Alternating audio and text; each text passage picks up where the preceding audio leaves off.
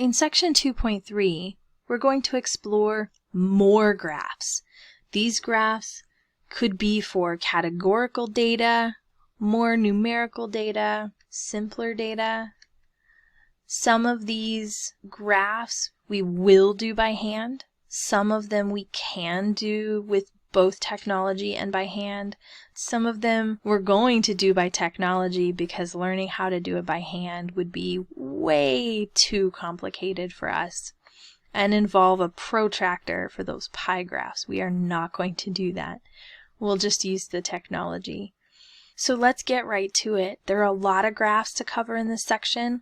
We'll talk about doing them by hand, and then later we'll show how to do them using technology. Actually, I think I'm going to bounce back and forth. So we'll do some of them by hand, we'll do some of them using technology, we'll do some of them with both. So let's get started. A bar graph represents the data by using vertical or horizontal bars, whose heights or lengths represent frequencies of the data. We've been using bar graphs already in histograms. A histogram is just a special kind of bar graph created from that frequency distribution. But bar graphs can be in general. So here we have an example. Create a bar graph from the following data. We have 4 cities represented, an average rainfall in inches. So to create a bar graph by hand, we'll put each of these cities on our x-axis and then label them. So we have cities and our y-axis, average rainfall in inches. It's always good to put your units in there. And then we've got 0 at the bottom, so we'll just go by tens, 10, 20, 30, 40, and 50. And then our bar chart is by the heights.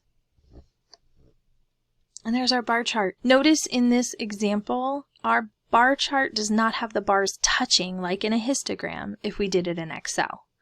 Excel allows us to decrease the gaps between the bars. Here, that part doesn't make sense. We don't have anything called gaps because we're working with categorical data. And since we're working with categorical data, there's no such thing as a gap to worry about. Okay, talking about doing this in Excel, we can select our data, go up to Insert, to the bars, create a 2D column. It creates it for us pretty nicely. We can keep that title, that's not a bad title. It is pretty clear that we're talking about select cities along the bottom, so maybe we don't need a horizontal label, but you are certainly welcome to put it on there. As for the vertical label, this should say something like average rainfall in inches, because we are talking about rainfall in inches, and we want to make sure especially that the inches gets there. So maybe we just say inches. That could be another good label so that we get our point across, since our title already says average rainfall in inches. And we won't change the gaps like I said earlier. If you want to make them bigger, you can, but don't make them touch because we're working with that categorical data. Let's bounce back to our notes and talk about a Pareto chart. The Pareto chart is another special bar chart that represents a frequency distribution for a categorical variable. So a bar chart, a bar graph, can be for any type of data. A Pareto chart is for a categorical variable. And there's a little bit of extra stipulation in a Pareto chart that makes it different from just any old bar chart. A Pareto chart has the frequencies arranged from highest to lowest. So we want to make sure that our frequencies are arranged, and then we can create our bar chart. We could probably do it one at a time. It just might take us a while. Let's see how we can create a Pareto chart. There are some suggestions. We're going to make the bars the same width. We'll arrange the data from largest to smallest according to frequency. And then we'll make units for the frequency equal in size. Now the great thing with technology, it does it pretty quickly. But we're going to try to do it by hand first, just so we can see how we would do it by hand. Here I have a frequency distribution for popular reading categories. Looking at this, I can order it. I can create another chart, but instead of doing that, I'm just going to arrange it on the side. So I'll put popular fiction as number 1 with 504. The next highest is cooking and crafts at 102. And then I have general nonfiction, religious, psychology, recovery, technical science and education, art, literature, and poetry, reference, others, and travel or regional. Labeling it this way, I can then create my Pareto chart. We'll get our axes in just like before. We've got 10 bars to make along that x-axis, so we'll need lots of room. I go from 13 to 504. That's a tremendous difference. So we can do our marks by 50s.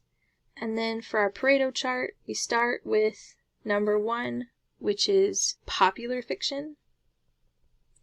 And we go all the way up to 504. So just a little bit above 500. Number 1's done. Number 2, 102 for crafts, cooking and crafts.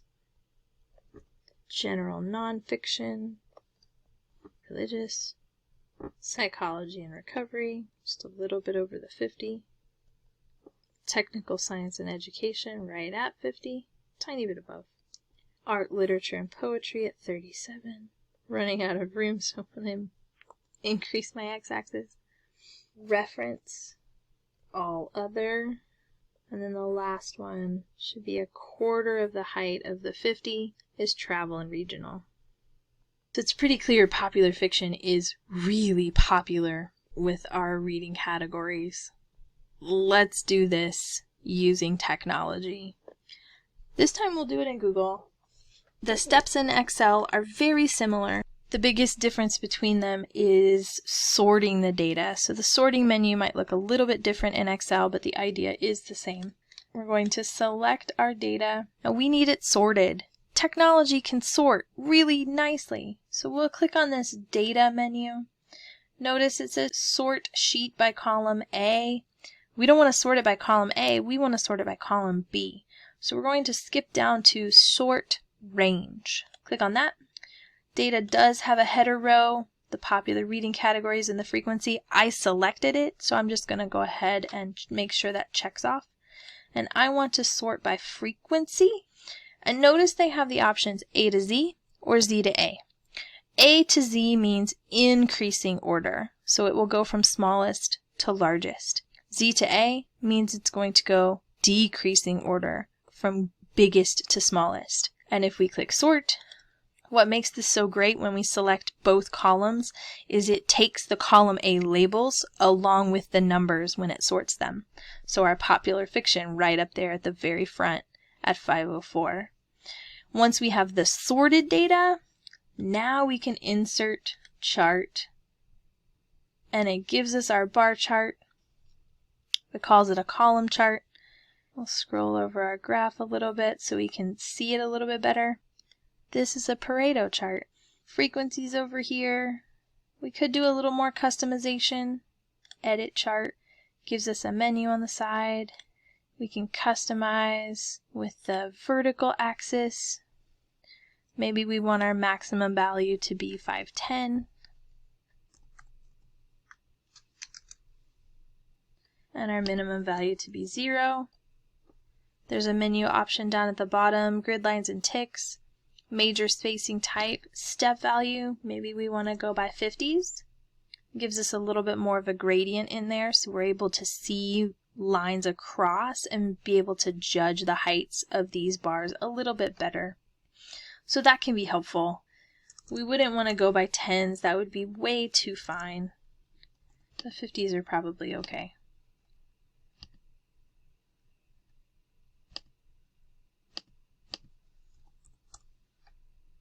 Gives us a little bit an easier way to see that graph. There's our Pareto chart. For Excel, we would do pretty much the same steps.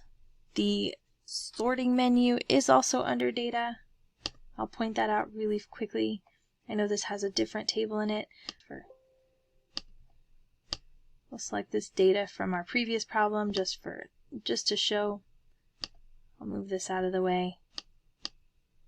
Selecting this data, we would go to sort column. We're going to sort the average rainfall, and notice we have the choice smallest to largest, largest to smallest. We can force it to do largest to smallest, and that's what we would want to do. And then we can create our Pareto chart, again, pretty easily in Excel. The sorting menu is just a little different from Google. Play around with it, practice it. Remember, you've always got that undo button, so you can readjust it back to the way that you want it to. Next up, we learn about time series graphs and pie graphs.